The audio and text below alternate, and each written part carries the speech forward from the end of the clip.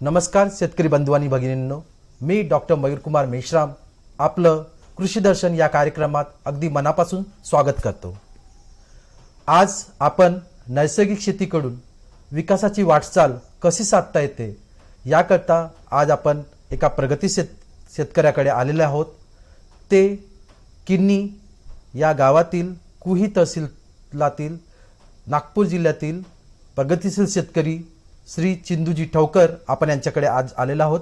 त्यांच्याशी आपण आज जाणून घेऊ, त्यांच्याशी चर्चा करू की नैसर्गिक शेतीतून कशी आपण समृद्धीची वाटचाल साधू शकतो। नमस्कार ठवकर साहेब। नमस्कार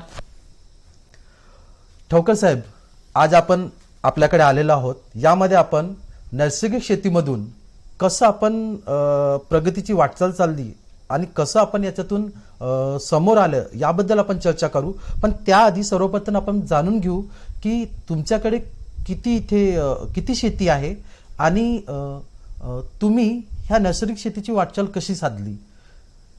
माझ्याकडे 5 एकर जागा आहे। त्यामध्ये मी कापूस, सोयाबीन, मिरची, चना आणि पालेभाज्या तसेच तूर हा पीक पण मी घेत असतो आणि त्यामध्ये मी मिश्र पीक पण यासोबत घेत असतो। तर नैसर्गिक शेतीच्या आधी तुम्ही मिश्र पिकं घेत होते का? मी नैसर्गिक शेती करण्याच्या आधी मिश्र पीक घेत नव्हतो, पण आता मी कृषी विज्ञान केंद्र, भारतीय कापूस संसाधन केंद्र नागपूर यांच्याकडे जेव्हा माझं प्रशिक्षण झालं त्यामध्ये मला नैसर्गिक शेतीचं प्रशिक्षण देत असताना मिश्र पिकाबद्दल मला भरपूर माहिती दिली आणि ती कसे शेतकऱ्यांना फायद्याचे राहतील याबद्दलचं प्रशिक्षण देण्यात आलं। आणि त्यानंतर प्रशिक्षण घेतल्याच्या नंतर मी माझ्या शेतामध्ये नैसर्गिक शेती करण्याचं साकस मनामध्ये बाळगलं आणि मिश्र पिके घेण्यास सुरुवात केली। नैसर्गिक शेतीच्या आधी तुम्ही अगोदर रासायनिक शेती करत होतं, त्यामधलं तुमचा अनुभव कसं होतं? आधी रासायनिक शेती करत असताना हा मला अनुभव आला की रासायनिक खते आणि रासायनिक फवारण्या जेव्हा मारत असताना पिकं उत्पन्न तर वाढत होता माझा नक्कीच, पण कालांतराने काय झालं की खर्च वाढत गेला आणि उत्पन्न कमी होत गेलेला, हा मला अनुभव आलेला आहे। यामुळे तुमच्या आर्थिक परिस्थितीवर काय परिणाम झाला? यामध्ये मला खर्च खूप वाढत गेला आणि एकंदरीत मला नफा फारच कमी किंवा शून्य किंवा मायनसमध्ये शेतीचं कार्य हे होत गेलं। म्हणजे तुम्ही जो खर्च करत होता त्याच्यापेक्षा तुम्हाला उत्पादन जे मिळत होतं त्यातून तुम्हाला जो नफा मिळाला पाहिजे तो कमी मिळत होता किंवा मायनसमध्ये जात होता। या काळात मग तुम्हाला सगळ्यात मोठी अडचण काय वाटत होती? या काळात मला सर्वात मोठी अडचण ही वाटायची की आपल्याला पैसे कमी पडायचे, की एवढा खर्च आपल्याला झेपत नव्हता रासायनिक खतावर आणि रासायनिक फवारण्यावर। त्यामुळे मी काय केलं की नैसर्गिक प्रशिक्षण जे कृषी विज्ञान केंद्र यांच्याकडून जे प्रशिक्षण घेऊन आलो आणि त्यामध्ये मी विचार केला होता की नैसर्गिक शेती करायची आहे आणि ते आपल्याला कमीत कमी खर्चामध्ये होत असते, त्यामुळे मी ते नैसर्गिक शेती करण्याचा पर्याय निवडला। मग नैसर्गिक शेतीकडे वळण्याचा निर्णय कसा घेतला? नैसर्गिक शेती करण्याचा निर्णय यासाठी मी घेतलेला आहे की खर्च कमी आणि उत्पन्न चांगलं आणि विषमुक्त अन्न स्वतःला पण मिळेल आणि आपल्या देशातील नागरिकांना सुद्धा मिळेल, त्यामुळे मी नैसर्गिक शेती करण्याचा पर्याय निवडला। आणि नैसर्गिक शेती करत असताना आपल्या शेतावरच नैसर्गिक संसाधने उपलब्ध असल्यामुळे ह्या आपल्या निविष्ठा आपल्या बांधावरच बनवून ते आपल्या शेतामध्ये स्वतःच्याच कमीत कमी खर्चामध्ये स्वतः बनवून ते वापरण्याचा मी प्रयोग चालू केलेला आहे। म्हणजे तुम्ही अर्थात निर्धार केला की आपण नैसर्गिक शेतीकडे वळू, पण याकडे वळताना तुमच्या आजूबाजूचे शेतकरी आणि कुटुंबाचं सुरुवातीला कशी प्रतिक्रिया होती? यामध्ये माझ्या कुटुंबातली आणि माझ्या गावातली नागरिकांची अशी प्रतिक्रिया होती की रासायनिक खते किंवा रासायनिक फवारण्या याच्याशिवाय शेती आपण करूच शकत नाही, हा त्यांचा मानस असल्यामुळे माझं पण मानस ते खचवून देण्याचा प्रयत्न करत होते. पण या खचवून देण्याच्या माणसाला मी न जुमानता मी आपला नैसर्गिक शेती करण्याचा प्रयोग कंटिन्यू ठेवत राहिलो आणि चालू ठेवला.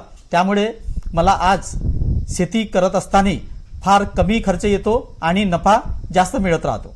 आता महत्त्वाचं, नैसर्गिक शेती म्हणजे नेमकं काय आहे आणि कसे याचे फायदे आहेत? नैसर्गिक शेती म्हटलं म्हणजे सुरुवातीला काय करायचं, जसं पाऊस चालू होत असताना आपण यामध्ये सर्वप्रथम आपल्या शेतातील जे जीवजंतू नाहीसे झालेले आहे, जीवाणूची संख्या फारच कमी झालेली आहे किंवा नाहीशी झालेली आहे, त्यामुळे आपली शेती परवडत नाही आणि नैसर्गिकरित्या करण्यासाठी आपण निष्क्रिय झालेलो आहो किंवा करूच शकत नाही. त्यासाठी आपण सर्वप्रथम जीवामृत बनवल्यामुळे आपल्या जमिनीतील जीवाणूची संख्या वाढवून ते आपल्या पिकांना अन्नद्रव्ये जास्तीत जास्त मिळवून देतात. त्यामुळे जीवाणूची संख्या वाढवण्याचं महत्त्वाचं काम जीवामृत करीत असतो. म्हणजे मुख्यतः म्हटलं तर नैसर्गिक शेतीमध्ये जीवामृत खूप गरजेचं असतं. अजून त्यासोबत काय नैसर्गिक शेतीमध्ये आपल्याला लक्ष द्यायला पाहिजे? सर्वप्रथम साहेब, एक तर जीवामृत बनवून त्यानंतर लगेच आपण जेव्हा आपण पिकाची निवड करतो की आपल्याला हे पीक लावायचे आहे आणि त्याचा बियाणे आपण स्वतः जवळून किंवा मार्केटमधून जेव्हा आणतो त्याला सर्वप्रथम आपण बीज प्रक्रिया करून घेतली पाहिजे आहे. आणि त्यासाठी बीज प्रक्रिया करण्यासाठी आपण स्वतः आपल्याचकडे एकदम सोप्या पद्धतीने बीजामृत बनवून घेतलं पाहिजे आहे. त्यामुळे काय होतो की आपले सुरुवातीपासूनच बीज प्रक्रिया केलेलं जेव्हा आपण बीज शेतामध्ये आपण पेरतो किंवा लागवड करतो त्यांनी एक पिकाला सुरुवातीपासूनच मजबूती येतो आणि बुरशी कमी लागतो आणि सुरुवातीपासूनच पिकं आपले जोमाने वाढू लागतात. आणि एकदा जोमाने वाढू लागले की ते त्यांचं रोगप्रतिकार शक्ती खूप जास्त असतो आणि रोगप्रतिकार शक्ती जास्त असल्यामुळे जे येणारे जे कीड जे आहेत ते नियंत्रित करण्यासाठी मदत होतो. जसं तुम्ही आम्हाला सांगितलं आता की जीवामृत, बीजामृत आणि घनजीवामृत हे नैसर्गिक शेतीचे साधनं आहेत, तर हे कसे तयार करतात आणि त्याची तयार करण्याची पद्धत काय, असं एक एक करून आम्हाला सांगू शकता का? त्यामध्ये सर्वप्रथम आपण जीवामृत बनवून घेतलेलं पाहिजे आहे. जीवामृत बनवण्यासाठी एकदम कमीत कमी आपल्याला साधनाचा वापर करायचा आहे आणि ते म्हणजे आपल्या शेतावरच आपल्या घरीच तयार करता येतो. सर्वप्रथम आपल्याकडे एकतर देशी गाय असणं जरुरी आहे, कारण त्यासाठी आपल्याला जीवामृतसाठी आपल्याला देशी गायचं शेण, गोमूत्र आणि बेसन लागतो, सोबत गुळ आणि जीवाणुयुक्त माती लागतो आणि एक 200 लिटर ड्रम आणि त्यामध्ये 180 लिटर पाणी, असं सगळं मिळून आपण एका ड्रममध्ये टाकायचं आणि मिसळून घ्यायचं आणि दिवसातून 2 किंवा 3 वेळा त्याला हलवत राहायचं आणि असं हे आपण 7 दिवसापर्यंत करत राहायचं ही क्रिया. आणि 7 दिवसामध्ये आपल्याला एकदम चांगलं उपयुक्त वापरण्यायोग्य जीवामृत आपल्याकडे तयार होतो. ठाऊका साहेब, जसं आता तुम्ही म्हटलं की आपल्याला जीवामृत, बीजामृत, घनजीवामृत यावर आपण तयार करू शकतो, तर हे कसे तयार करायचं त्याबद्दल आपण सांगू शकता का? सर्वप्रथम तर जीवामृत बनवताना आपल्याला एक 200 लिटरचा ड्रम पाहिजे आहे. त्यासाठी आपल्याला लागणारे साहित्य असे आहेत की 180 लिटर पाणी, 10 लिटर देशी गाईचं गोमूत्र, 10 किलो देशी गाईचं शेण, 2 किलो बेसन, 2 किलो गूळ आणि 1 किलो जीवाणुयुक्त माती आपण वडाच्या झाडाखालची किंवा पिंपळाच्या झाडाखालची आपण घेऊ शकतो. असे हे मिश्रण एक आपल्या 200 लिटरच्या ड्रममध्ये एकत्रित करायचं आहे आणि त्यानंतर दिवसातून 2 ते 3 वेळा आपल्याला ढवळायचं आहे. असं हे आपल्याला 7 दिवसापर्यंत हीच प्रक्रिया आपल्याला अगेन अँड अगेन करायची आहे आणि 7 दिवस झाल्याच्या नंतर हे आपण आपल्या शेतामध्ये वापरू शकतो. जमिनीवर एक तर फवारणीद्वारे किंवा पीक जर असेल तर ड्रीपद्वारे किंवा ड्रिंचिंगद्वारे आपण आपल्या शेतामध्ये देऊ शकतो. यामुळे आपल्या शेतामध्ये जीवाणूची संख्या भरपूर प्रमाणात वाढून जाईल आणि जीवाणू आपल्या पिकांसाठी भरपूर प्रमाणात अन्नद्रव्ये मिळवून देण्यासाठी मदत करतील. अर्थातच म्हणजे आपण जीवाणूचं एक प्रकारे कशी वाढवता येईल आपल्या जमिनीमध्ये जे कमी झालेले आहेत त्याबद्दल आपण जीवामृताद्वारे आपण आपल्या जमिनीमध्ये वाढ करू शकतो. तसंच आपण बोलले की बीजामृत, ते बीजामृत कसं तयार करता येईल आपल्याला? बीजामृत आपल्याला 20 लिटर पाणी, 5 लिटर देशी गाईचं गोमूत्र आणि ग्रॅम आपल्याला खडीचा चुना आणि जीवाणुयुक्त माती एकत्रित मिश्रण करून आपल्याला 24 घंटे 2 किंवा 3 वेळा आपल्याला हलवून 24 घंट्यामध्ये आपल्याला बीजामृत तयार होईल. आणि त्यानंतर बीजामृत तयार झाल्याच्या नंतर आपण बीज प्रक्रियासाठी आपण ते सोप्या मार्गाने आपण वापरू शकतो.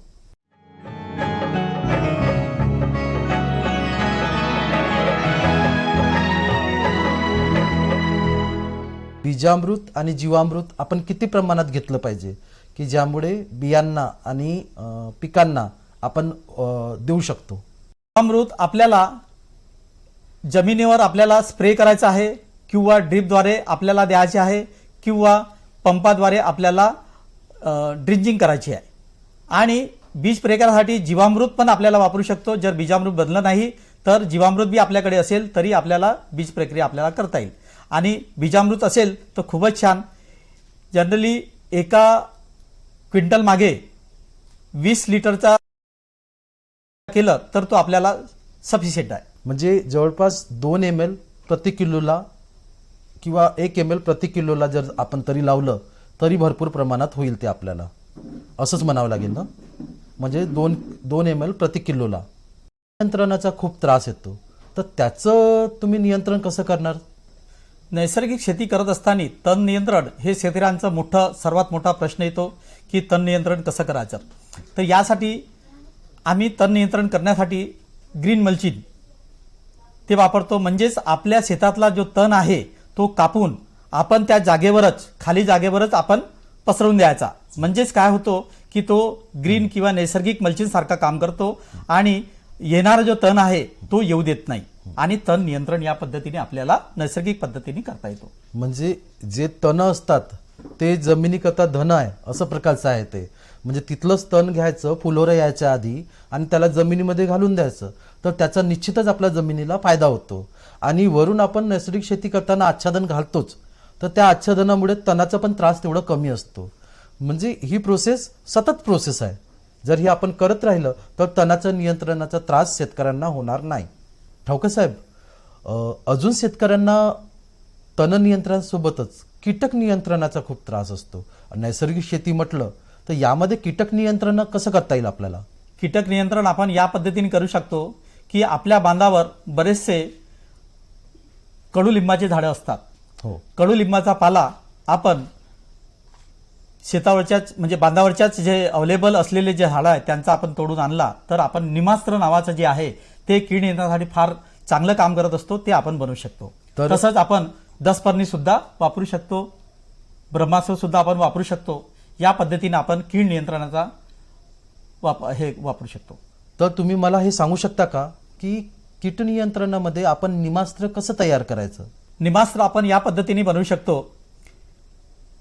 एक प्लॅस्टिकचा ड्रम, त्यामध्ये आपण 180 लिटर पाणी, 10 लिटर गोमूत्र, 2 किलो शेण आणि 10 किलो लिंबाचा पाला, कडुलिंबाचा पाला आणि सोबत आपण 1 किलो मिरचीचा ठेचा, 1 किलो लसूण जो आहे त्यांचा ठेचा आणि अर्धा किलो तंबाखूचा पाला हे आपण मिक्स करून जर ड्रममध्ये एकत्रितपणे मिक्स केलं आणि 4 दिवसासाठी आपण जर दररोज 2-3 वेळा दिवसातून जर ढवळत राहिलो तर 5व्या दिवशी आपण निमास्त्र हा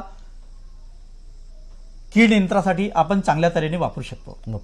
आणि एका पंपाला हे 15 लिटरच्या पंपाला जवळपास 300 ते 400 ml वापरलं तर हे सफिशियंट आहे. आणि त्यानुसार आपण आपल्या शेतातील नैसर्गिकरित्या कीड नियंत्रण आपण करू शकतो. आपण निमास्त्र बनवत असताना आपल्याला एक प्लॅस्टिकचा ड्रम हवा आहे, 100 लिटर पाणी पाहिजे आपल्याला, 5 लिटर गोमूत्र पाहिजे आपल्याला, 5 किलो कडुलिंबाचा पाला पाहिजे आहे, 1 किलो देशी गायचं शेण पाहिजे आहे आणि अर्धा किलो हिरव्या मिरचीचा ठेचा, अर्धा किलो लसूण यांचा ठेचा असं एकत्रित करून ड्रममध्ये मिसळून घेणे आणि दिवसातून 2 किंवा 3 वेळा हलवत राहणे आणि असं आपण 3 ते 4 दिवस ठेवायचं सावलीमध्ये आणि त्याला वरून झाकून ठेवायचं आणि एकदा का 3-4 दिवस आपले झाले की त्यानंतर या द्रावणाला गाळून घ्यायचं आणि ते आपण पर लिटर जवळपास 30 ml किंवा 40 ml प्रति लिटरला आपण शेतामध्ये कीड नियंत्रणासाठी आपण फवारणी घालून देऊ शकतो. तर आपण हे निमास्त्र किती दिवसापर्यंत वापरात आणू शकतो एकदा तयार केलेलं? आपण हे निमास्त्र एकदा तयार केलं तर आपण जवळपास 6 महिने तरी आपण ठेवू शकतो आणि ते वापरात आणू शकतो. म्हणजे याचाच अर्थ जर एकदा शेतकऱ्यांनी हे बनवले तर त्याला परत परत विकत घेण्याची काही गरज पडणार नाही. एकदा जर यांनी तयार केलं तर त्याच्याकडे 6 महिने म्हणजे पिकाची पूर्ण परिस्थिती होतपर्यंत यांच्याकडे 6 महिने ते उपलब्ध असणार आणि खूप कमी खर्चच नाही झाला, कारण निंबाचा पाला आपल्याकडेच असतो, त्याला खर्च लागत नाही. त्यामुळे हे त्याला स्वस्तामध्ये कीट नियंत्रणाला प्रभावीपणे कामात येतो. ज्यामध्ये कोणती कोणती कीटं जशी रस शोषक करणारी कीटं आणि पानं खाणारी कीटं ह्या सगळ्यांवर हे निमस्त्र उपयोगात येतं, असं तुमचा अनुभव आहे का? होय होय, हे सर्वांना आपण ते कंट्रोल करू शकतो.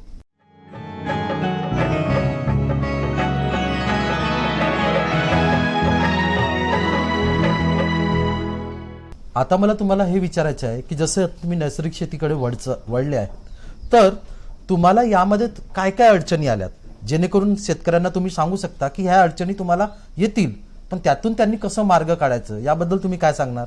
नैसर्गिक शेती करत असताना एक तर सर्वप्रथम आपण जीवामृतचा वापर केला पाहिजे आहे आणि नंतर आपण बीज प्रक्रिया करून बीजामृतचा वापर करून बीज प्रक्रिया करून घेतलं पाहिजे आहे.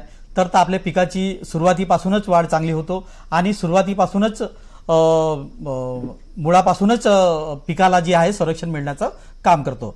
आणि नंतर जे आहे की कीड नियंत्रणासाठी आपण ब्रह्मास्त्र, निमास्त्र आणि दसपर्णी या सगळ्या गोष्टीचा वापर करून आपण बांधावरच तयार करून कीड नियंत्रणाचा आपण वापर करू शकतो. ह्या अडचणी जनरली नैसर्गिक शेती करत असताना येतात ते आणि सतत करत जर आलं तर मित्रकिडीचं संवर्धन होऊन आपल्या वातावरणामध्ये आपल्या शेताच्या आजूबाजूच्या परिसरामध्ये एक मित्रकिडीचा जास्तीत जास्त संगोपन होऊन ते आपल्या पिकांना संरक्षण देण्याचं काम करतो. आपल्या मताने आज आपल्याला काय वाटते की नैसर्गिक शेतीमध्ये आपल्याला कसे फायदे होत आहेत आणि ते तुम्ही लोकांना कसं समजून सांगणार? नैसर्गिक शेती करत असताना एक तर आपल्याला लागणारे जे साहित्य आहे हे आपल्या बांधावरच मिळत राहतात, आपल्या शेतावरच मिळत राहतात. त्यामुळे आपला जो खर्च होणारा जो खर्च आहे हा आपला कमी होऊन जातो, म्हणजे खर्चच लागत नाही. हे फक्त आपली स्वतःची मेहनत लागत असते. त्यामुळे आपल्याला हे पीक घेत असताना सर्वात मोठा जो खर्च होणार आहे रासायनिकवर जो होत होता तो इथे आपला शून्य झाल्यासारखा राहतो. त्यामुळे आपल्याला उत्पन्नामध्ये वाढ तर होतोच नक्की आणि नफ्यामध्ये भरपूर वाढ होतो. नैसर्गिक शेतीमध्ये जसं आपण सांगितलं की यांनी आपल्याला नफा होतो, तर नफा कशा प्रकारे आपण मांडू शकतो? माती त्याचाच फायदा होतो का आणि पर्यावरणाचा त्याचाच फायदा होतो का, आजूबाजूच्या लोकांवर याचा फायदा होतो का, ते तुम्ही सांगू शकता का? यामध्ये नफा या प्रकारचा होतो. एक तर आपल्याला पैशाच्या स्वरूपामध्ये नफा जास्त होतो. दुसरी गोष्ट अशी आहे की आपल्या शेतीचं संवर्धन होतो. आपली शेती जे मृत होणार होती ती आपली जीवित राहतो आणि आजूबाजूचा परिसर पण म्हणजे एक मित्रकिडीचा संवर्धन होतो आणि स्वतःला एक विषमुक्त अन्न आपण खात असतो. त्यामुळे आपले जे स्वास्थ्य आहे ते चांगलं राहते, निरोगी राहते. तसंच आपण हे झालेले जे पीक आहे आपण बाजारपेठेमध्ये आपण विकतो तेव्हा आपण नागरिकांचा पण आपलं स्वास्थ्य आपण चांगलं ठेवण्याचं एक काम करतो आणि त्यांना निरोगी जीवन जगण्याची एक आपण संधी मिळवून देतो. ठाऊकर साहेब, मला हे विचारायचं आहे की जसं आज तुम्ही सांगितलं नैसर्गिक शेतीमुळे एवढे फायदे होतात, नैसर्गिक शेतीतून कसं आपण समृद्धीकडे वाटचाल करू शकतो, कसं एक शेतीमध्ये विकासाची एक नवीन प्रथा तुम्ही सुरुवात करू शकता. तर आपल्या मताने आपण तरुणांना आणि आमच्या शेतकरी बंधू आणि भगिनींना तुम्ही काय एक आपला अनुभव सांगणार आणि कसं त्यांना तुमचं मत मांडणार? नवीन पिढीने ॲक्च्युअलमध्ये कमी खर्चाची शेती म्हणजे नैसर्गिक शेती करायला पाहिजे आहे आणि एक व्यवसाय म्हणून करायला पाहिजे आहे. यामध्ये नक्कीच त्यांना खर्च कमी होऊन नफा जास्त मिळेल आणि ते व्यवसायासारखे करायला पाहिजे आहे असं माझं मत आहे. निश्चितच ठाऊकर साहेब, आपण जसं सांगितलं की शेतकऱ्यांनी किंवा तरुण पिढींनी ह्या नवीन शेतीकडे वाटचाल केली पाहिजे, कारण रासायनिकाचा अतिरिक्त भरपूर वापर केल्यामुळे आज जमिनी ह्या निकृष्ट होत चालल्या आणि त्यांचं उत्पादन कमी होत चाललं आणि नवीन पिढीने खरंच ह्या बाबीकडे लक्ष देऊन उत्पादनात जर कमी खर्चात जास्त उत्पादन घेतलं तर त्यांना याच्यातून निश्चितच एक उद्योग मिळू शकतो. तसंच मला आता हे विचारायचं आहे की आपल्या काही नैसर्गिक शेती करताना काही अपेक्षा असतील तर आपल्याला काय वाटतं की शासनाकडून आपल्याला ही नैसर्गिक शेती करता आणि नैसर्गिक शेतीच्या समृद्धी करता शासनाकडून काही झालं पाहिजे म्हणून? शासनाकडून आपल्याला हे अपेक्षित आहे की प्रत्येक गावी ग्रामपंचायत थ्रू किंवा ग्रामपंचायतमध्ये एक नैसर्गिक शेतीशाळा किंवा प्रशिक्षण असं प्रत्येक गावामध्ये द्यायला पाहिजे आहे, जेणेकरून नैसर्गिक शेतीचे महत्त्व अनुभवी लोक ते पटवून देतील आणि जास्तीत जास्त नफा आणि शेती कशी फायद्याची राहील, नैसर्गिक शेतीमुळे आपली शेती निरोगी कशी राहील, आपल्याला विषमुक्त अन्न कसं मिळेल आणि आपण बाजारपेठेत नेले तर इतर नागरिकांना सुद्धा विषमुक्त अन्न कसं आपल्याला देता येईल, यासाठी शासनाने प्रत्येक गावी प्रशिक्षण अरेंजमेंट करून द्यायला पाहिजे. शेतकरी बंधू आणि भगिनींनो, आज आपल्याला इथे नैसर्गिक शेतीपासून कशी विकासाची वाटचाल साधता येईल याबद्दल आपल्याला खूप छान मार्गदर्शन असं श्री चिंदू ठवकर साहेबांनी केलेलं आहे. तर चिंदू ठवकर साहेब, आज खूप खूप तुमचे धन्यवाद.